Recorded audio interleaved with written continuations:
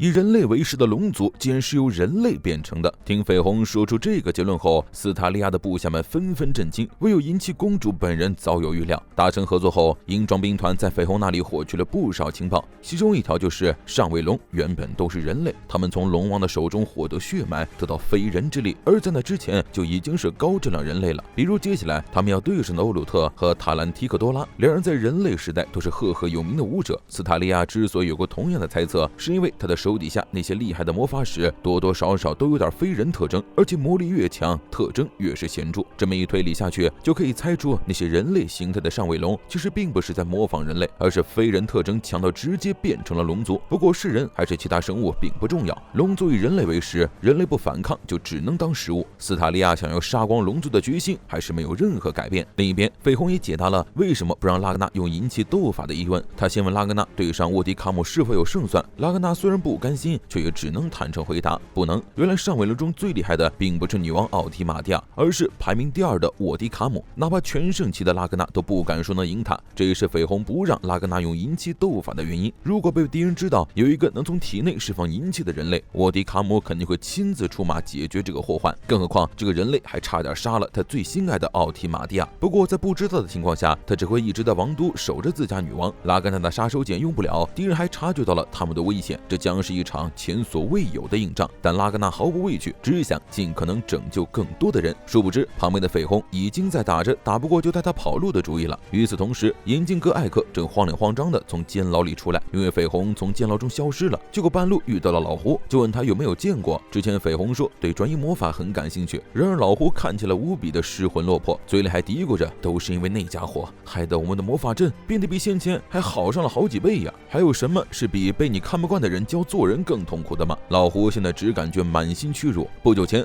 绯红来到他们的研究室传道授业解惑，还故意摆出哎呀这么基础的东西你们怎么没听过，肯定是在假装什么都听不懂对吧的态度，满脸无辜的给老胡他们这些魔法师讲解了一遍从来根本没有听说过的魔法知识。明明是在做好事，可就是让人很来气呀。所以老胡根本无法接受最后的成品是自己的作品，居然当着同事的面嗷嗷大哭。而史莱姆也被双胞胎还给了拉格纳，一看就是已经被玩坏了，他的里里外外都已经被人玷污，没脸再见心爱的绯红大人了。这时绯红也回来了，让拉格纳把剩下的银器全灌注到一把武器中，武器就照公主为他打造，由他自己使用。拉格纳请求绯红顺便安慰一下伤心欲绝的史莱姆前辈，没想到绯红一巴掌把他拍到地上，受到冲击的史莱姆瞬间忘光了刚刚的痛苦记忆，开开心心的结束了绯红给自己安排的监视拉格纳的任务。战斗大概会在日落时分开始，绯红刚准备出去搞事儿，斯塔利亚就过来了，问是不是他让心怀不满的民众突然安分下来的。绯红装傻充愣，假装啥也不知道。斯塔利亚就把拉格纳叫到了地下室，让他挑选自己喜欢的武器，因为现在没时间重新打造了。斯塔利亚还告诉拉格纳，自己今后打算投靠太阳神教，毕竟就算这一次战斗成功，他们也能带着1000名国民逃出王国，那接下来又该何去何从呢？没有国家会无条件接受这些国民的，所以斯塔利亚打算以灭龙导师的身份加入神教，让神教庇护国民，接纳王国的土地。不过前提是他们这场战斗能够胜利。斯塔利亚隐隐有种预感，自己会在这一次的战斗中丧命。和拉格纳单独谈话，也是想将身后的国民托付给他。如果自己真的死了，希望拉格纳能代替他成为灭龙导师，为大家谋出路。作为回报，自己会尽可能的满足他的所有要求。然而拉格纳毫不犹豫的拒绝了，他跟太阳神教实在合不来，让斯塔利亚自己努力活下来。斯塔利亚当然不可能说他的直觉一向很准，而且他的自尊与傲气也不允许他在拉格纳面前露怯，哪怕这是他的心爱之人。他摆出了主将的姿态，将那些银器对准拉格纳，用以威胁，表示自己现在是作为首领，命令他听从指挥。毕竟当初是拉格纳自己说利用我吧，我一定能帮上你的忙。既然拉格纳又不愿意了，那自然没有留下来的价值。拉格纳被引起公主的气度折服，而这份气度又让他想起了雷欧。拉格纳恍然大悟，原来比起自己，他一直都希望是斯塔利亚和雷欧敢于赴死不怕赴死的人活下去，所以他给出了自己的答案，将剩下的所有银器全部注入到了面前的武器中。一句话让公主为我心慌意乱，灭龙导师你自己当吧，因为我是不会让你死的。管他塔兰提克多拉、欧鲁特还是1万龙族大军，在拉格纳和斯塔利亚的见面前都不值一提。没想到斯塔利亚听到后突然跑了出去，拉格纳一脸懵逼，自己也没说啥失礼的话呀。其实斯塔利亚是被拉甘达的信念打动了，甚至觉得自己的剑根本就配不上他，但这份不甘心转化为了更强大的动力，他要活下去，要继续成长，要成为能和拉格纳并肩的人。到了日落之时，王都外也开始炮火连天，国民们都不知道发生了什么事情，就看到王宫的大门打开，而从里面走出来的竟然是龙，大家慌乱而逃，看到面前是军队就赶紧求助，然而士兵的枪口对准的却是他们这些平民，因为军队已经被欧鲁特操控变成了丧尸，整个王都都变成了人间炼狱，其中只有一些猎龙人能勉强抵抗，可是他们也根本不是军队和龙族的对手，那些倒下的人的血液源源不断的输送到空中，最终汇聚到一具龙身上，这是森海龙波鲁奇乌斯，准确来说是第7位阶的万龙，也就是奥提马蒂亚的那位老师。他的身体只剩下了头部，但只要凑够50万人的血液就能重塑肉身，尽管那会牺牲他所剩无几的性命，万龙却心甘情愿为奥提马蒂亚奉献。自从前代的一直王发狂导致血族被毁后，幸存下来的万龙就一直只为复兴血族而活了。现在奥提马蒂亚已经帮他实现了心愿，他已经没有什么遗憾了。另一边，银装兵团也在等待着日落来临。欧鲁特准时抵达堡垒外的森林，召唤出了无数巨大的触手怪，很快就打破了地底的结界。不过这个基地姑且还撑得住，此时天空又变成了血红色。塔兰提克多正以极快的速度朝斯塔利亚这边俯冲下来。斯塔利亚，我慌了，不，我装的，直接下令准备迎接冲击。塔兰提克多拉还没进塔就被轰飞了，没能按原计划冲破防护，反而被震飞出去，掉到了基地顶部。欧鲁特发现那边的情况跟计划的不一样，赶紧联系塔兰提克多拉。听到对方说自己遭到了迎击，欧鲁特不敢置信。要知道塔兰现在可是龙神，但好在看到拉格纳靠的是强大的银剑，而不是他自身在释放银气。欧鲁特和塔兰都松了口气，这样就不用叫沃迪卡姆过来了。现在欧鲁特和塔兰提克多拉率领的1万龙族大军以银装兵团之间的战斗开始了。